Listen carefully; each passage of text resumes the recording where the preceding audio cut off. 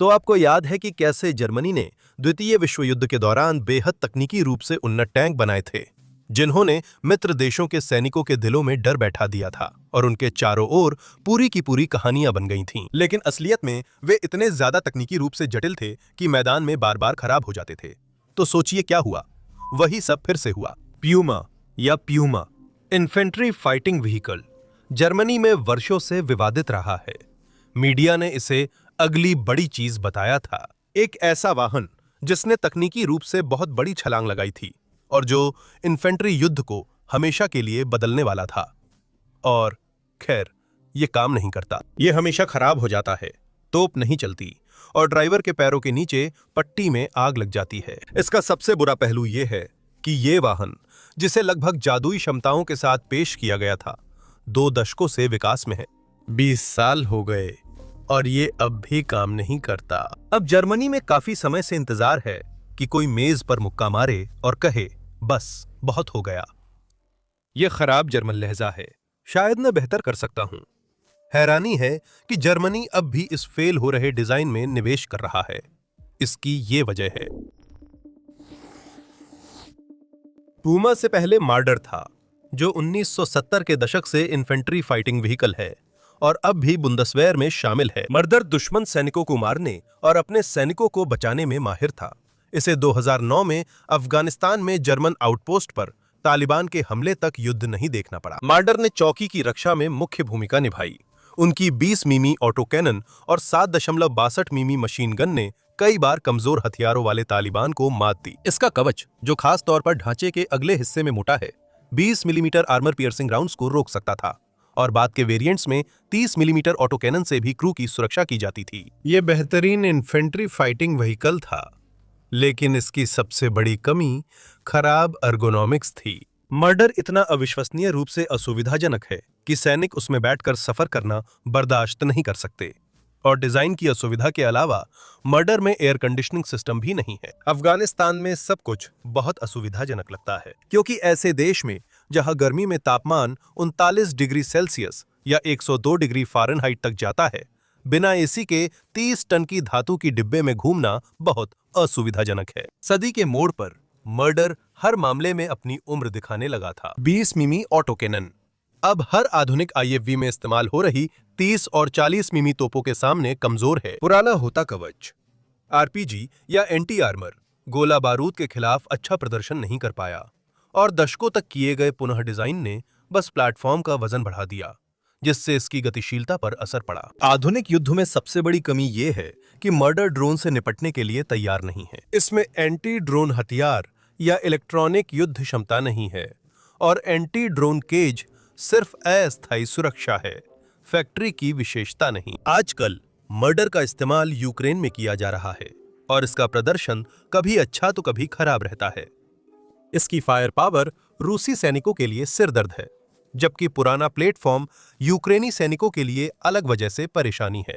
यह लगातार कीचड़ में फंस जाता है, ज्यादा गर्म होने की वजह से बार बार बंद हो जाता है और बारूदी सुरंगों के लिए इसमें लगभग कोई सहनशीलता नहीं है। हालांकि चालक दल अक्सर वाहन को सुरक्षित रूप से खाली कर लेते हैं, लेकिन एक बार जब मर्डर बारूदी सुरंग पर चढ़ जाता है तो वो बहुत महंगा कबाड़ बन जाता है। जर्मनी के पास करीब 1500 मर्डर है, लेकिन यूक्रेन को दिए 140 में से कम 47 खो गए हैं, जो अच्छी जीवित दर नहीं है। 1990 के दशक के अंत में संकेत मिल गया था। तब जर्मन सैन्य नेतृत्व जानती थी कि मर्डर के डिजाइन में जल्द सुधार करना होगा, क्योंकि इसकी उम्र दिखने लगी थी। पीछे देखें तो वे सही थे, पर उन्होंने इसमें ज्यादा समय लिया। डिजाइन प्रक्रिया 1996 में शुरू हुई थी और ये 2009 तक खत्म नहीं हुई। साफ तौर पर हैरी पॉटर ने स्कूल शुरू कर कई हॉर्क्रक्स नष्ट किए, सबसे बड़े डार्क विजार्ड को मार डाला और फिर स्कूल लौटकर ग्रेजुएट हुआ। ये सब इससे कम समय में किया। यह तुलना अजीब है। अगला डिजाइन जिसने भी ये लिखा है, अगला डिजाइन ही वो है जो आखिरकार प्रोडक्शन में गया। प्यूमा की लंबाई 7.4 मीटर या 24 फीट है और चौड़ाई 3.7 मीटर या 12 फीट है।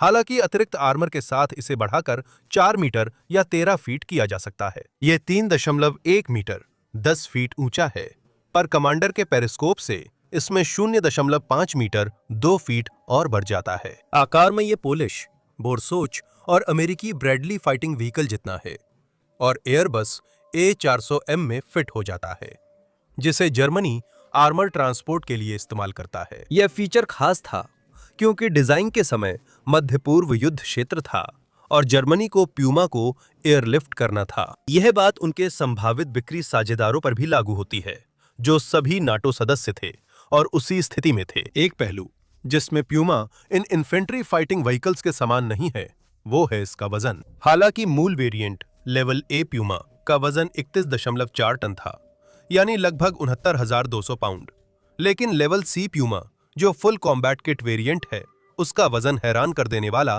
43 टन है, यानी लगभग 95,000 पाउंड। मर्डर का सबसे सुसज्जित वेरिएंट, जो हाल ही में भारी इलाके में फंस गया था क्योंकि उसका वजन ट्रांसमिशन और इंजन के लिए ज्यादा था, उसका वजन भी 37.4 टन से ज्यादा नहीं था। इतना वजन होने पर आप सोचेंगे कि नए डिजाइन में पावर टू वेट रेशियो काफी बेहतर होगा, है ना? असल में नहीं।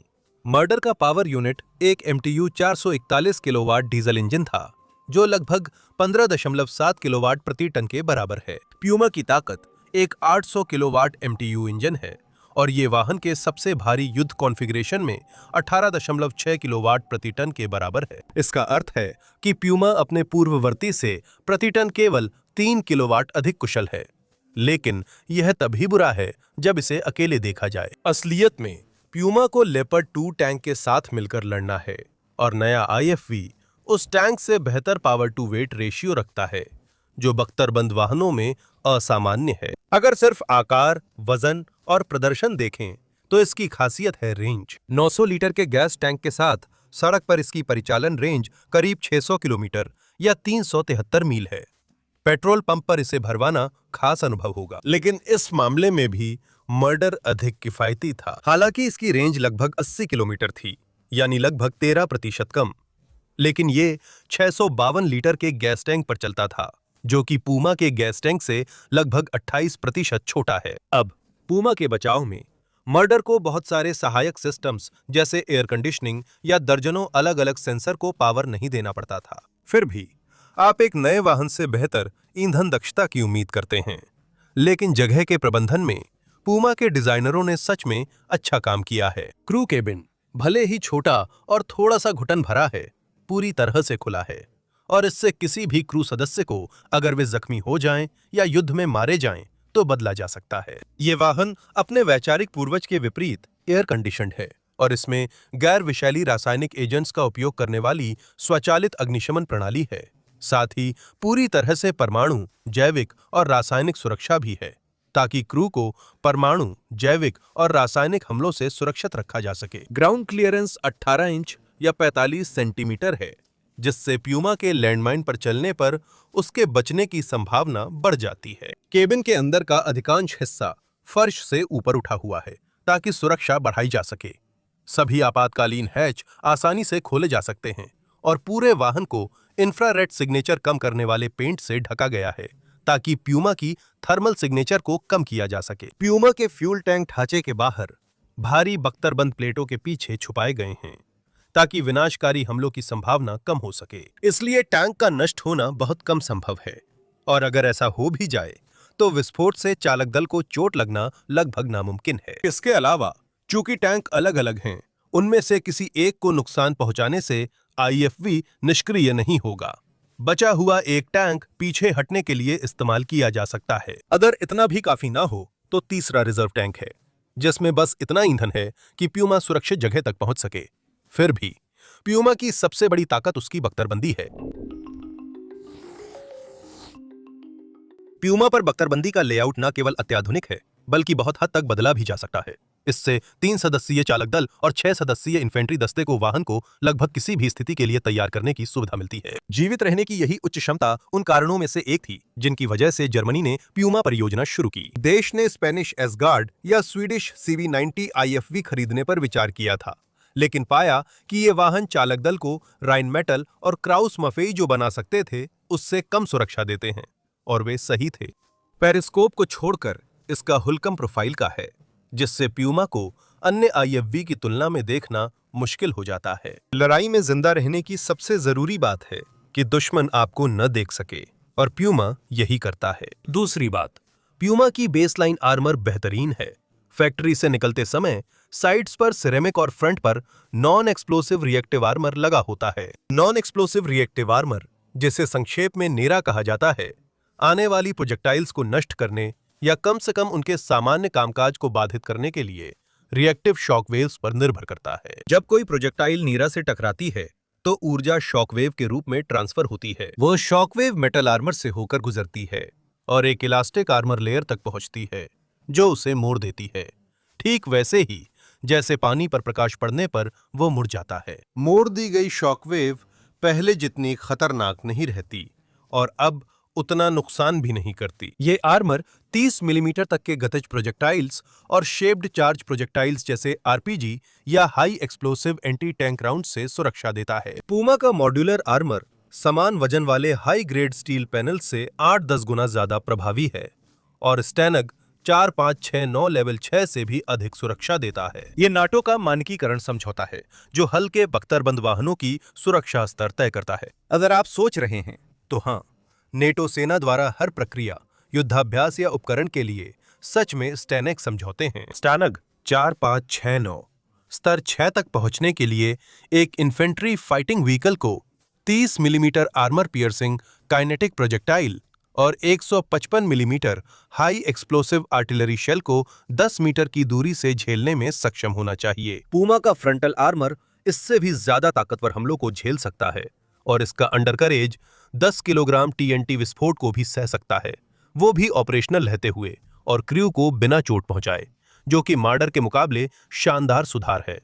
हालांकि ये सिर्फ बेस लाइन कॉन्फ़िगरेशन है, इसे लेवल ए या प्रोटेक्शन क्लास ए कहा जाता है। पूमा को पूरी तरह से लेवल सी तक अपग्रेड किया जा सकता है। अगर आप सोच रहे हैं कि लेवल बी क्या हुआ, तो वो कभी अस्तित्व में नहीं आया, क्योंकि पूमा जहाजों और ट्रेनों में फिट नहीं हो पाता, इसलिए इंजीनियर सीधे लेवल सी पर चले गए। इस स्तर की सुरक्षा में साइड्स, छत और टर्रेट पर अतिरिक्त आर्मर की परतें जोड़ दी जाती हैं। पूमा का टर्रेट सबसे कमजोर है, इसे कई आर्मर एलिमेंट्स लगाकर 30 मिमी तक की मार झेली जा सकती है। लेवल सी अपग्रेड का एक बड़ा हिस्सा विस्फोटक प्रतिक्रियाशील आर्मर, एक्सप्लोसिव रिएक्टिव आर्मर पर निर्भर करता है, जो हल के ऊपरी हिस्से को कवर करता है। ये आर्मर पैनल्स प्रोजेक्टाइल से सक्रिय होने पर फट जाते हैं और वह विस्फोट बाहर की ओर निर्देशित होता है, जिससे वाहन को होने वाला नुकसान कम हो जाता है। विस्फोटक प्रतिक्रियाशील आर्मर अब सभी आधुनिक टैंकों में आम है। जब पूमा पर इसे निचले हिस्से और छत पर लगे मिश्रित आर्मर के साथ लगाया जाता है, तो लेवल सी पैकेज वाहन के कुल वजन में 9 टन और जोड़ देता है। हालांकि इस तरह वजन बढ़ने का फायदा भी मिलता है। Level c side armour level a frontal armour जितना मजबूत है और रॉकेट प्रोपेल ग्रेनेड्स व कुछ टैंक राउंड्स के हमले सह सकता है। आर्मर को मल्टीफंक्शनल सेल्फ प्रोटेक्शन सिस्टम से और मजबूत किया गया है, जिसमें मिसाइल जैमर और स्मोक ग्रेनेड्स लगे हैं, जो दुश्मन की विजिबिलिटी घटाते हैं। यह सिस्टम मिसाइलों और रेंज फाइंडिंग लेजर्स का पता लगा सकता है, जबकि MUS 2.0 version laser beam riding मिसाइलों और second generation laser range finders का भी पता लगाएगा, जिन्हें पहचानना और मुश्किल है। कुल मिलाकर पूमा डिफेंस के मामले में मार्डर की तुलना में एक जबरदस्त अपग्रेड है। ये एक इन्फेंट्री फाइटिंग व्हीकल है, जिसकी डिफेंसिव सेटअप कुछ टैंकों से भी बेहतर है, लेकिन इसका आर्मर ही मार्डर वाहन का इकलौता अपग्रेड नहीं है। पूमा में कई तरह के सेंसर लगे होते हैं, जो हर समय कमांडर को जानकारी देते रहते हैं, जिससे ओवरऑल सिचुएशनल अवेयरनेस और इसके साथ साथ वाहन की सर्वाइवल और इफेक्टिवनेस भी बढ़ जाती है। पेरिस्कोप में 6 जूम स्टेज, एक लेजर रेंज फाइंडर होता है और ये कमांडर या गनर से जुड़ सकता है। जैसा पहले बताया गया, यह पूमा की मुख्य विशेषता है। गनर और कमांडर द्वारा इस्तेमाल के लिए इसे टर्रेट के बीच में लगाया जाता है। इसी कारण प्राइमरी और सेकेंडरी गनें सेंट्रल नहीं हैं। बाकी बात हम बाद में करेंगे। वाहन में कई डिस्प्ले हैं, जिन पर पेरिस्कोप का दृश्य व अलग-अलग विजन मोड्स जैसे थर्मल और वाइड एंगल मोड दिख सकते हैं। गनर की ऑप्टिक्स लगभग समान हैं और वाहन में 360 डिग्री निगरानी के लिए 5 कैमरे हैं। अगर आप चुपके से आएंगे तो क्रू आपको देख लेगा। जहां तक हथियारों की बात है, पूमा में मार्डर की तुलना में एक बड़ा अपग्रेड मिलता है। इसकी मुख्य गन 30 मिलीमीटर ऑटो कैनन है, जिसकी प्रभावी रेंज 3 किलोमीटर से भी ज्यादा है। कुछ यूरोपीय IFV 40 मिमी गन का इस्तेमाल करते हैं, लेकिन 30 मिमी गन आसान लॉजिस्टिक्स के कारण अभी भी मुकाबला कर सकती है। इसकी गोलियां हल्की होती हैं, जिससे पूमा क्रू ज्यादा गोलियां रख सकते हैं। 200 राउंड फॉरन फायर के लिए और 200 स्टोरेज में रहते हैं। अगर हम स्वीडिश सीवी 9040 की 40 मिमी बोफोर्स ऑटो कैनन से तुलना करें, जो एक बार में 24 शॉट्स फायर कर सकती है और 234 राउंड स्टोरेज में है, तो साफ है कि छोटी कैलिबर गन अब भी बढ़त बना सकती है। कैलिबर के अलावा यह बताना जरूरी है कि बिना चालक के ऑटो कैनन की कार्यक्षमता काफी विकसित है।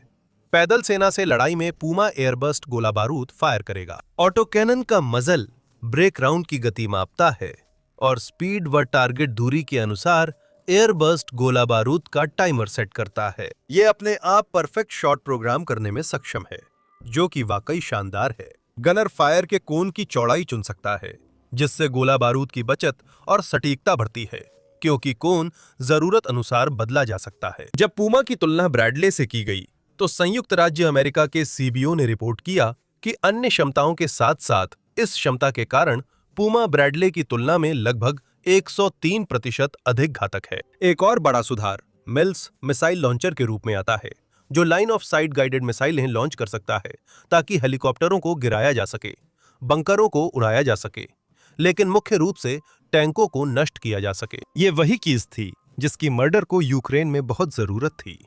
क्रासिल हेकलर और कॉक M4 मशीन गन पैदल सेना से नजदीकी लड़ाई के लिए है। पूमा 2000 राउंड्स लेकर चलता है और 5.56 नेटो स्टैंडर्ड होने से क्रू इसे अपने हथियारों में भी IFV से बाहर इस्तेमाल कर सकते हैं। भविष्य में यह गन बदली जा सकती है, क्योंकि गन माउंट में MG3 लग सकती है, जो 7.62 मिमी की ज्यादा मारक मशीन गन है। अंतिम हथियार 40 मिमी ग्रेनेड लॉन्चर है। यह हथियार सिर्फ इन्फेंट्री के खिलाफ पॉइंट डिफेंस के लिए है और 2 यात्रियों द्वारा इस्तेमाल होता है, जो राइडिंग इन्फेंट्री स्क्वाड के सदस्य हैं और पीछे का दरवाजा आधा खोलकर सुरक्षा देते हैं। इतना सब कहने के बावजूद सवाल है कि ये असफल क्यों है, जबकि सुनने में तो कमाल लगती है। हाँ, ये थोड़ा भारी है और ज्यादा मोबाइल हो सकता था, लेकिन शायद ये नेटो का सबसे बेहतरीन बख्तरबंद इन्फेंट्री फाइटिंग व्हीकल है। ये बहुत अच्छी तरह से हथियारों से लैस है और इसमें सबसे बेहतरीन सेंसर सिस्टम भी है।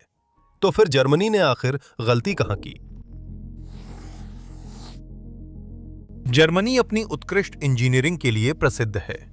मर्सिडीज, वॉक्सवैगन, ऑडी और BMW दशकों से भरोसेमंद गाड़ियां बना रहे हैं।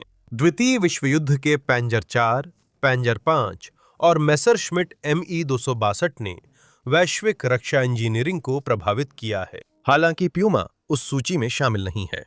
एक सबसे स्पष्ट समस्या यह थी कि जैसे ही ये प्लेटफॉर्म सेवा में आया, उसे तुरंत आधुनिकीकरण की प्रक्रिया शुरू करनी पड़ी। प्यूमा 2015 में बुंडेसवेर के हैंगर में आए और 2018 तक उनकी संचार व्यवस्था को बेहतर बनाने की योजना बनी, ताकि वे लड़ाकू विमानों को स्थिति दिखा सकें। अब जिन कई अन्य चीजों के बारे में हमने बात की थी, वे बाद में ही पेश की गई थीं। MEL सिस्टम, ड्राइवर और पीछे की इन्फेंट्री टीम के लिए हाईटेक कैमरे, गनर और कमांडर के लिए बेहतर ऑप्टिक्स और एक नया बैटल मैनेजमेंट सिस्टम, ऑल ये सब अभी पेश किए जा रहे हैं और इन्हें कुछ प्यूमा में पहले ही लगाया जा चुका है। खुद अपग्रेड्स कोई समस्या नहीं है, असल में मामला इसके बिल्कुल उलट है। प्यूमा सबसे अधिक मॉडिफाई की जा सकने वाली IFV प्लेटफॉर्म्स में से है, इसलिए नई सुविधाएं जोड़ना आसान है। समस्या उन सुविधाओं को लागू करने की तकनीकी जटिलता में है। और हालांकि निर्माता और सेना को प्यूमा की तकनीकी रूप से अविश्वसनीय होने की प्रवृत्ति के बारे में पहले से पता था, लेकिन एक प्रशिक्षण अभ्यास के दौरान यह बात पूरे नाटो के सामने उजागर हो गई। 2023 में प्यूमा को नेटो उच्च तत्परता टास्क फोर्स में भाग लेना था, जिसके लिए बुंडेसवेयर ने 18 प्यूमा के साथ अभ्यास किया। उस समय जर्मनी 350 प्यूमा चला रहा था और उसने अतिरिक्त 229 के लिए वित्त पोषण भी सुरक्षित कर लिया था। इसमें कोई शक नहीं कि यह निर्णय रूस के यूक्रेन पर आक्रमण से और मजबूत हुआ और अभ्यास में भाग लेने वाली 18 इकाइयां सभी बिल्कुल नई थीं। वे सभी खराब हो गईं, एक भी नहीं बची। अभ्यास के अंत तक एक भी प्यूमा चालू हालत में नहीं थी, और अगर यह अभ्यास नहीं बल्कि असली लड़ाई होती तो इससे भारी हताहत होते और अत्यंत गोपनीय तकनीक दुश्मन के सामने उजागर हो जाती। 10वीं पैंजर डिवीजन के commander major general Rupert von Butler ने सेना नेतृत्व और रक्षा मंत्रालय को पत्र लिखा। उन्होंने रिपोर्ट में बताया कि कुछ ही दिनों में सभी प्यूमा संचालन योग्य नहीं रहे और आखिरी दो आंशिक रूप से काम कर रहे प्यूमा को भी टर्रेट की खराबी के साथ फायरिंग रेंज ले जाना पड़ा। हालांकि वे ज्यादा देर तक नहीं टिक सके क्योंकि खराबियों के कारण जल्दी ही पूरी तरह से खराब हो गए। एक प्यूमा में तो आग भी लग गई थी और उसे खाली कराना पड़ा। जनरल खुद ने इसे पूरी तरह विफल घोषित कर दिया क्योंकि उनके अनुसार प्यूमा का शायद ही कभी इस्तेमाल हुआ था। उन्हें फायरिंग रेंज पर ले जाया गया था और उन्हें बस गोली चलानी थी। उन्हें कीचड़ भरे पहाड़ी इलाकों में कई दिन नहीं बिताने पड़े। अगर इतने अच्छे रख रखाव और कम इस्तेमाल के बाद भी वे जल्दी खराब हो गए तो असली युद्ध में कैसा प्रदर्शन करेंगे। उस समय तक प्यूमा 7 साल से सेवा में था। डिजाइन चरण शुरू हुए लगभग 20 साल हो चुके थे और शोध प्रक्रिया शुरू हुए उससे भी ज्यादा, यानी 2 दशक से अधिक समय हो चुका था। ये वाहन अब भी मूल रूप से बेकार था। हम एक IFV की बात कर रहे हैं। यही पूरी कहानी का सबसे निचला स्तर है। हम न छठी पीढ़ी के मल्टी रोल फाइटर, न हाइपरसोनिक मिसाइल, न टैंक की बात कर रहे हैं। जर्मनी 20 सालों में अरबों टैक्सपेयर्स के पैसे खर्च करके भी एक काम करने वाला इन्फेंट्री फाइटिंग व्हीकल नहीं बना सका। फ्रैंकफर्टर ऑलगेमाई ने इसे जर्मनी के लिए शर्मनाक बताया और ये BBC की उस हेडलाइन जैसी है जिसमें कहा गया था कि सेना ने अजैक्स IFV का इस्तेमाल रोका क्योंकि सैनिक उसमें बैठते ही उल्टी करने लगते हैं। और बेशक अगर आप उल्टी के बारे में और जानना चाहते हैं तो हमारे पास अजैक्स पर एक वीडियो भी है। लेकिन अब चलिए वापस अपने मुद्दे पर आते हैं, क्योंकि प्यूमा की नाकामी को शर्मनाक कहना बिल्कुल सही होगा। क्योंकि 2022 में जो समस्याएं सामने आईं वो कथित तौर पर पुरानी समस्याएं थीं। वे समस्याएं जिन्हें सेना ने पहले ही परीक्षण प्रक्रिया और प्यूमा की सक्रिय सेवा के शुरुआती वर्षों में सुलझा लिया था। लेकिन यह सब झूठ था। इन्हें बस 2022 में सार्वजनिक किया गया। 2018 में जर्मन सेना ने प्रशिक्षण के दौरान मुख्य हथियार के बार-बार खराब होने और सिस्टम की स्थिरता की कमी की रिपोर्ट दी थी, लेकिन लगातार निरीक्षणों के बाद भी कारण पता नहीं चला। शायद इसे कुछ हद तक उचित ठहराया जा सकता है। प्यूमा शुरुआती बिना चालक टॉरेट वाले पहले IFV में था, इसलिए समस्याएं सामान्य थीं। उसी साल बुंडसवेहर में हर प्यूमा का बाहरी ऑडिट हुआ, जिसमें सिर्फ 43% प्यूमा तैनाती के लिए तैयार पाए गए। ये चौंकाने वाला था, क्योंकि IFV को सेवा में 3 साल ही हुए थे। 2020 में प्यूमा ने लड़ाकू तत्परता परीक्षण में कई यांत्रिक और सॉफ्टवेयर दिक्कतें दिखाई थीं। इन विफलताओं के विशिष्ट विवरण गुप्त ही रहे, लेकिन यह ज्ञात है कि बुंडसवेहर ने एक अपग्रेड को आगे बढ़ाया था, जो प्यूमा को 2023 very high readiness joint task force के लिए तैयार करने वाला था। यह कुछ हद तक विडंबना है कि प्यूमा पहली बार सार्वजनिक रूप से उसी टास्क फोर्स की तैयारी में खराब हो गया। 2023 में सेना ने प्यूमा को फिर से अपग्रेड और ठीक करने का प्रयास किया। IFV को युद्ध के लिए तैयार करने में कुछ महीने लगने थे। सॉफ्टवेयर समस्याओं के कारण सुधार कार्य कुछ महीने और बढ़ गया। अब तक प्यूमा की कहानी एक असफल उत्पाद की है, जिसे संक कॉस्ट फॉल्सी के कारण जबरदस्ती सेना में लिया गया। लेकिन इसका एक और पहलू भी है। रिपोर्टों के मुताबिक प्यूमा की विफलताओं का कारण उसका डिजाइन नहीं, बल्कि गलत संचालन और रखरखाव था। उदाहरण स्वरूप, एक प्यूमा घिसे ड्राइव स्प्रॉकेट के कारण संचालन योग्य नहीं रही। स्प्रॉकेट की जांच और बदलना नियमित रखरखाव में शामिल होना चाहिए। ये तो छोड़िए कि प्यूमा में घिसे हुए पुर्जों के लिए अपनी खुद की प्रारंभिक चेतावनी प्रणाली है, इसलिए यह लगभग असंभव है कि उसकी जिम्मेदारी संभालने वाली इकाई को स्प्रॉकेट के बारे में पता न हो। जो रखरखाव इकाई प्यूमा के साथ अभ्यास में शामिल हुई थी, वो बिना स्पेयर पार्ट्स और वाहन के लिए कुछ विशेष उपकरणों के बिना ही पहुंच गई। ये संभावना है कि अपनी ही खराब रखरखाव और लॉजिस्टिक्स से ध्यान हटाने के लिए बुंडसवेहर प्यूमा और उसके निर्माताओं पर उंगली उठा रहा है। सच्चाई जो भी हो, घरेलू और अंतर्राष्ट्रीय रुचि घट गई है। जर्मनी ने 2023 में 50 प्यूमा ऑर्डर किए, बिल्कुल, लेकिन फंडिंग मूल रूप से 229 प्यूमा के लिए तय की गई थी। इस लेखन तक जर्मन सेना को अभी भी 200 और खरीदने की मंजूरी है, लेकिन सिर्फ कुछ शर्तों पर, जैसे समस्याएं ठीक करना और वाहन की विश्वसनीय परिचालन तत्परता साबित करना। प्यूमा के अपने देश ने भी उस पर उम्मीद छोड़ दी है, जिससे निर्यात की चर्चा भी ठंडी पड़ गई। ऑस्ट्रेलिया इसे तब टेस्ट करना चाहता था जब वाहन की समस्याएं सार्वजनिक नहीं थीं, लेकिन रायन राइनमेटल और क्राउस माफेई ने अनुमति नहीं दी। क्रोएशिया ने प्यूमा की बजाय अमेरिकी ब्रैडलीज चुना। वे पुराने हो सकते हैं, लेकिन कम से कम वे काम तो करते हैं। चेक गणराज्य ने 2017 में अन्य IFV के साथ इसका परीक्षण किया और इसकी तकनीकी श्रेष्ठता से प्रभावित हुआ, लेकिन उसे सेना में फिट करने के लिए प्यूमा को पूरी तरह से फिर से डिजाइन करना पड़ता, इसलिए उसने जल्दी ही रुचि खो दी। आखिरकार अमेरिकी सेना ने भी इसमें गंभीर रुचि दिखाई थी और उसे सलाह भी दी गई थी कि वो ब्रैडली को बदलने के लिए अपना खुद का IFV विकसित करने के बजाय प्यूमा खरीद ले। कांग्रेसनल बजट ऑफिस की रिपोर्ट ने प्यूमा की काफी तारीफ की थी, जिसमें पहले बताई गई मारक क्षमता और जीवित रहने की संभावना के आंकड़े भी शामिल थे। लेकिन सेना ने आखिरकार कहा कि ब्रैडली कम से कम फिलहाल के लिए अपूरणीय है। तो प्यूमा आखिर असफल कहां हुआ? अगर साफ कहें तो लगभग हर जगह इसका मुख्य हथियार खराब हुआ है। सॉफ्टवेयर में गड़बड़ियां हैं और तारों में आग लग रही है। इन सब को जोड़ने पर हाईटेक इन्फेंट्री फाइटिंग व्हीकल बनता है, जिसकी तकनीक बेकार हो जाती है। समस्याएं किसी एक उपकरण से नहीं, बल्कि पूरी लाइनअप को सुव्यवस्थित करने और उसे काम लायक बनाने में असफलता से हैं। इस समय अपनी खराब प्रतिष्ठा के बावजूद प्यूमा का अभी भी एक भविष्य और एक अतीत है। मूल प्यूमा बेहतर था। दूसरे विश्व युद्ध के दौरान जर्मनी ने केवल 478 प्यूमा, जिन्हें आधिकारिक रूप से SDK SET 234 बख्तरबंद गाड़ियां कहा जाता है, का निर्माण किया था। वे टैंकों की तुलना में छोटे थे, लेकिन उनके पास एक बड़ा और शक्तिशाली तोप था और वे जल्दी से अपनी स्थिति में आ सकते थे और अगर हालात ज्यादा खराब हो जाएं तो वहां से निकल भी सकते थे। यह उस दौर की बख्तरबंद गाड़ी के डिजाइन का शिखर था। ये अपनी अधिकतम गति 80 किलोमीटर प्रति घंटा आगे और पीछे दोनों दिशाओं में प्राप्त कर सकता था। और शायद इस वाहन की गुणवत्ता का सबसे अच्छा प्रमाण यह है कि यूनाइटेड किंगडम ने 1970 के दशक तक नए बख्तरबंद गाड़ी डिजाइनों के परीक्षण के लिए इसे मानक के रूप में इस्तेमाल किया। हालांकि इनका उत्पादन ज्यादा नहीं हुआ और बहुत कम ही युद्ध के मैदान में पहुंचे, लेकिन अपने समय के लिए ये असाधारण थे।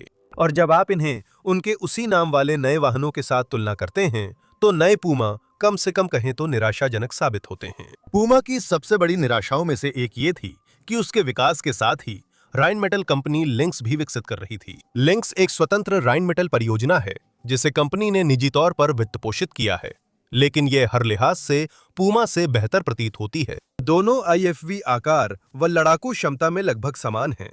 इस मुकाबले में पूमा की तकनीकी श्रेष्ठता ही उसके पक्ष में है। हालांकि अगर वाहन विश्वसनीयता की कमी के कारण खराब हो जाता है तो उन सभी उच्च तकनीकी विशेषताओं का कोई मतलब नहीं रह जाता। जर्मनी ने पूमा परियोजना के अलावा लिंक्स अपनाने में कभी रुचि नहीं दिखाई, क्योंकि उसने कई साल पहले ही अनुबंधों पर हस्ताक्षर कर दिए थे। लेकिन पीछे मुड़कर देखें तो यह ज्यादा समझदारी भरा विकल्प हो सकता था।